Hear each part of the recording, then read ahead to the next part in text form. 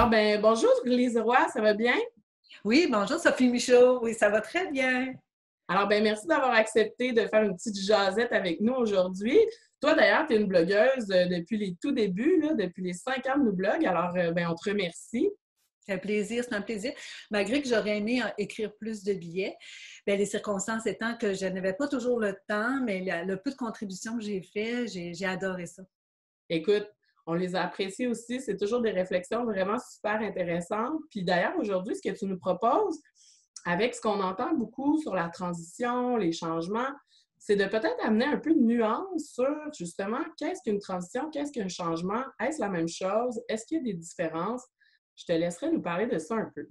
Oui, en fait, on ne peut pas passer à côté de la crise du coronavirus. On s'est aperçu, dans le fond, qu'avant, on était dans l'urgence des changements climatiques.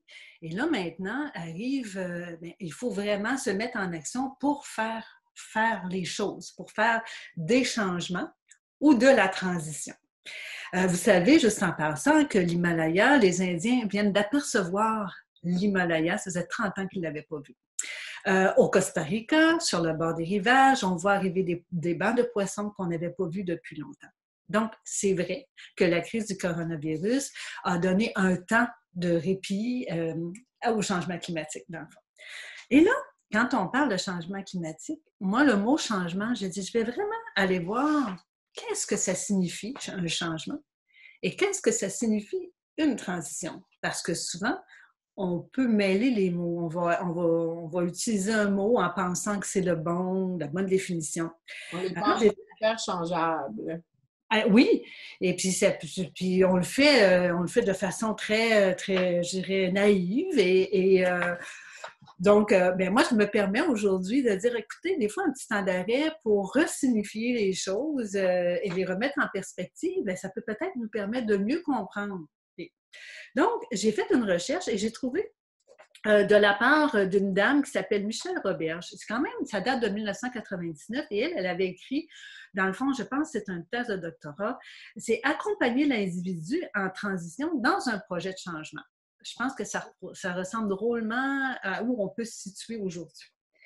Alors, elle dit, le changement, ce n'est pas comme la transition. Le changement, il est situationnel et il se fait de façon précise.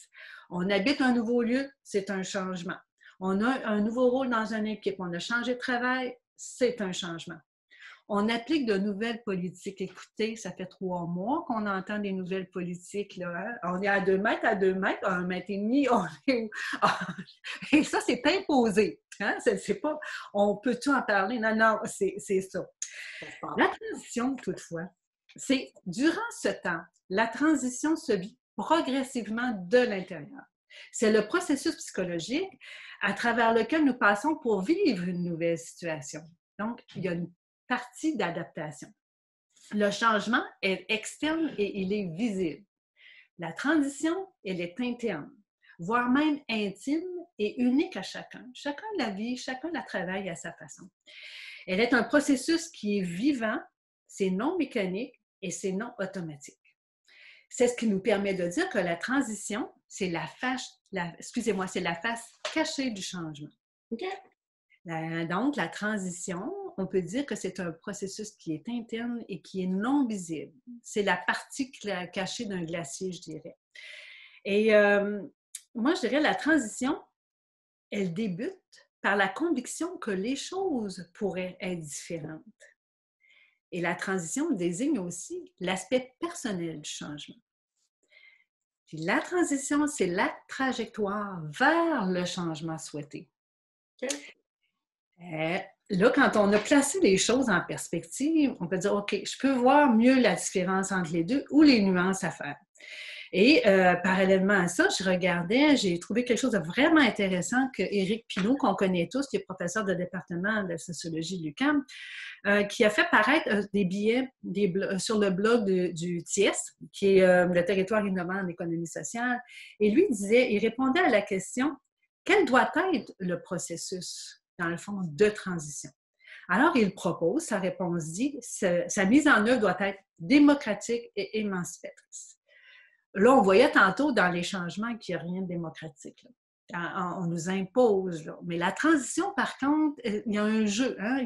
On essaie de convaincre, on rentre dans un espace de dialogue, on est plus... j'essaie de comprendre ta posture.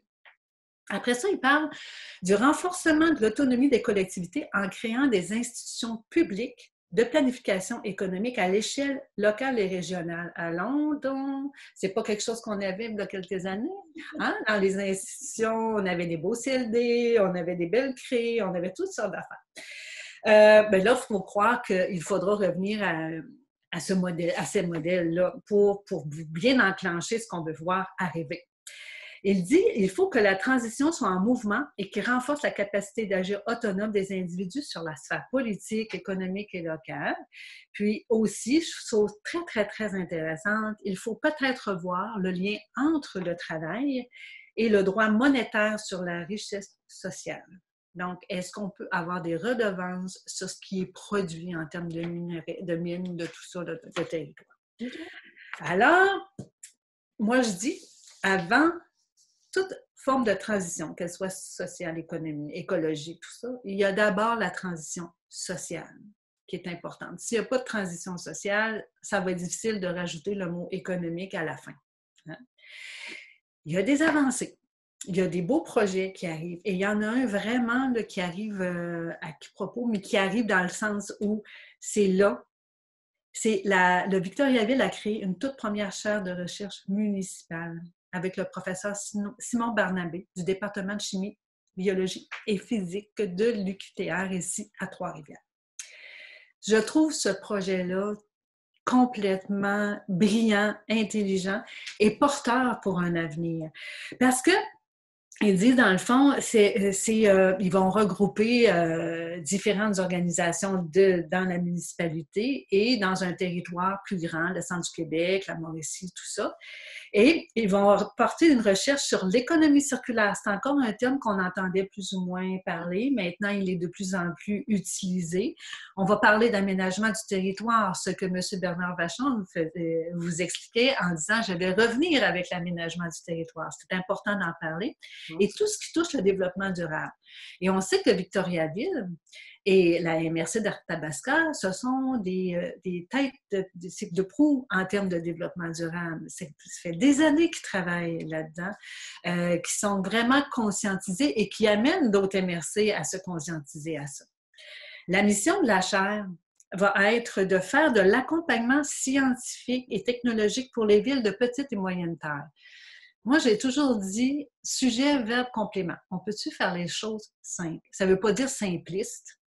Ça veut dire, est-ce qu'on peut vulgariser les discours, les documents, les thèses de doctorat? Il y a des choses incroyables qui s'écrivent. Mais des fois, c'est inaccessible. Même, des fois, ça prend 3 pages puis 4 dictionnaires pour comprendre. Mais si on pouvait alléger la compréhension, ce serait pas mal plus intéressant pour la population qu'on pourrait aller les chercher. Et je reprends, je n'ai pas dit simpliste. Simplifier parfois. Et la chaire de recherche va contribuer à arrimer les visions des entreprises, des universités et des cégeps de la région avec celles des villes partenaires. Ce que je trouve intéressant ici, c'est qu'ils ont dit que c'est comme si la ville se donnait à elle-même son propre bureau de recherche. Là, ils veulent vraiment travailler avec le monde municipal, les entreprises, tout le monde ensemble. On va voir qu'est-ce qu'on peut faire au niveau, c'est ça, de ce qu'il y aura à faire au niveau de l'écologie, de l'économie, tout le développement durable. Et le responsable de la chaire de recherche disait, quand on implique directement dans nos recherches les élus, les décideurs ou des employés municipaux, ça aide le projet de recherche et de démonstration à atteindre l'acceptabilité tant recherchée. Ouais. C'est génial.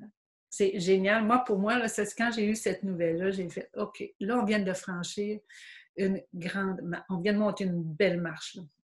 Ah oui, c'est clair, parce que la question, c'est les municipalités, elles ont des unions, fédérations, mais la recherche était encore très sectorielle là, dans différentes disciplines. Fait que c'est un bel effort d'intégration de différentes perspectives pour venir effectivement soutenir les municipalités avec une dimension de recherche.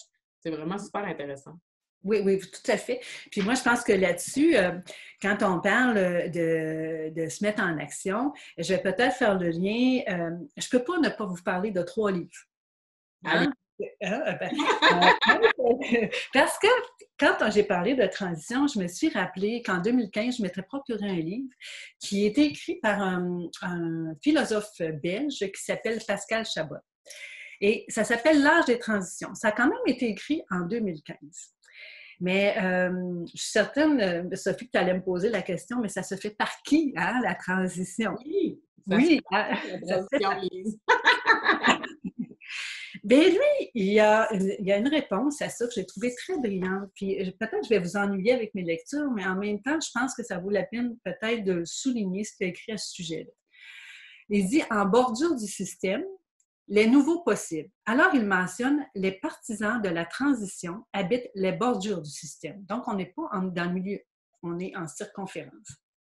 Qu'ils soient citoyens, qu'ils soient activistes, intellectuels ou artistes, ils vivent sur la frontière entre le présent et le futur. De là, il observe l'époque désorientée. On est-tu assez là-dedans dans le chaos actuellement?